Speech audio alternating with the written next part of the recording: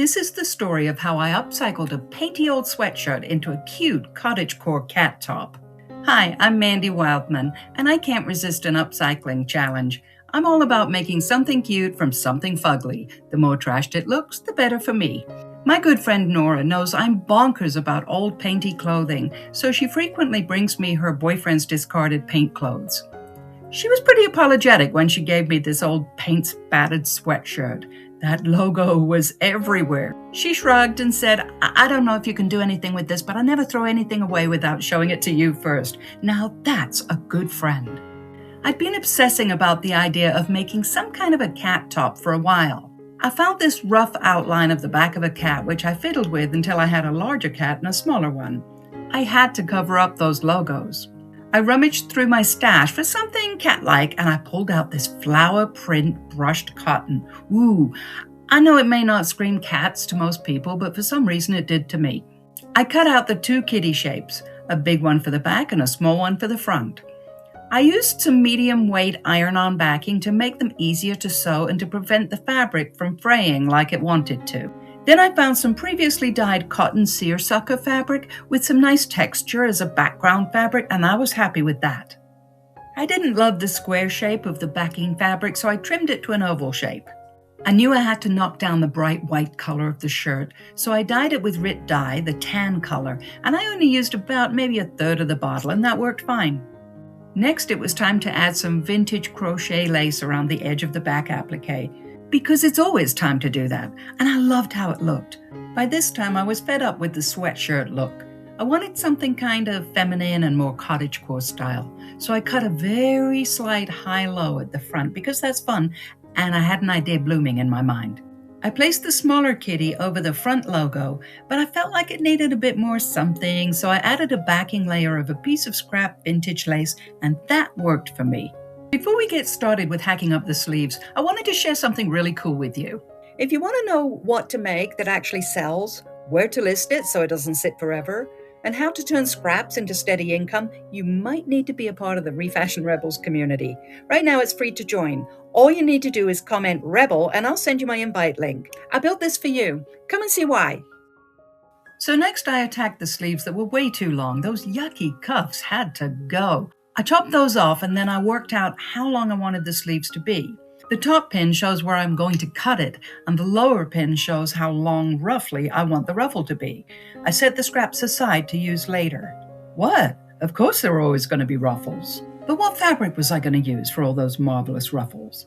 I headed back to my fabric stash and I pulled out a little torn dress with pretty violets all over it. The dress wasn't repairable, so I took down the bright white color with the leftover tan dye and gave it a more aged look. Ooh, I had fun taking it apart to rescue as much of the fabric as I could. It turned out to be quite a lot of fabric. I was able to create an 8-inch wide strip of fabric to make a ruffle for the bottom edge and still had plenty left over for the sleeves. And then it was time to go wild with all the random tiny bits of vintage lace and scraps I could ransack from my stash. That's always the most fun. And though I like to think I planned it all out, really I was just slamming them on any which way along the bottom and enjoying the sense of unbridled creativity it always gives me. I picked out what I thought would best suit the vibe of the piece, and then I settled in to stitch on the pretty scraps, enjoying happy memories of some of the previous garments I've made using those same scraps. When I'm creating a border or edging like this, I lay pieces on top of each other, I overlap them, I do a little pinch pleating, and sometimes I even hand stitch the pieces down afterwards so that I can get the look that I want.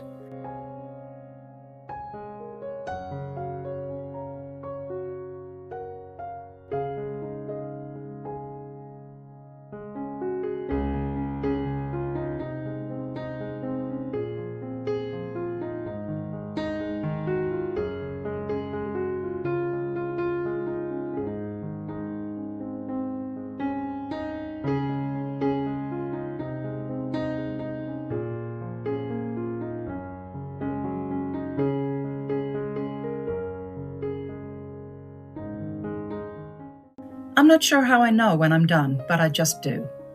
I did a zigzag stitch all along the edge of the fabric because although I love the raw edges, I just don't want them in my soup. With my leftover pansy fabric, I measured it so that I could make 2 long strips that were each twice as wide around as the sleeve. I divided both the sleeve opening and the strip of fabric into 4 equal parts and made marks on both the sleeve opening and the strip of fabric. Then I did a running or basting stitch along one edge of the fabric. I pinned each mark to the corresponding mark on the sleeve opening and then pulled the thread to make the fabric ruffle. After much tweaking and fiddling, I managed to get the ruffles looking even, and I stitched them on quick before they could change their minds. But was that the end of it? Oh, no, not at all. I have to use all of my stash before I die, so I needed to add more fun things to these sleeves. So I found some more scraps of lace and sewed them on, adding some bright green vintage bias binding as ties. Oh, this creation was starting to make me very happy. But apparently not quite happy enough, because I got the sudden, unquenchable urge to create a message on the back with the leftover green bias binding. Ooh! I got to work creating words from the bias binding and stitching them onto scraps of the aforementioned previously dyed seersucker. This was a lot of fun.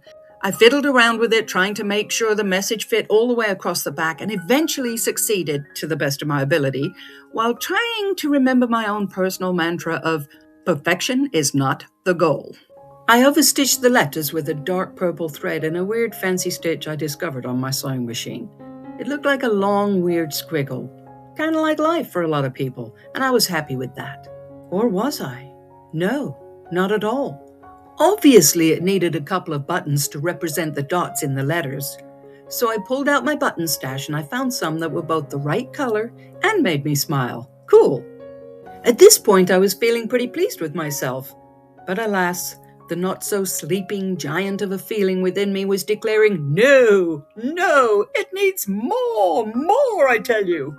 I felt the need to cut out some of the little pansies from the fabric scraps, and I hand-sewed them on while watching one of Katrina Bell's videos from her channel, Run It Back Rack. So that was both relaxing and satisfying and entertaining. Yay! So surely I must be done, right? I mean, I have about 10 hours in this creation so far, so any possible profitability is dwindling by the minute. But I'm having a good time, and that's cheaper than therapy, so I'll crack on. The neckline was bothering me. It usually does. It was still giving off like sweatshirt vibes. I couldn't live with it, so I got my scissors and I carefully cut the neckline open at the top of the ribbed edge that you see on all sweatshirts. I had an idea. It was new to me, and I had no idea if it would work. Snip, snip. And look at this. It's opened up 2 layers. All kinds of possibilities. I dug out some delicate vintage lace that I had a lot of, which is rare, and folded over the bottom edge of the neckline. I ruffled the lace with a wide straight or running stitch on the machine, and then I pinned it down on top of the bottom layer of the hacked neckline and sewed it on.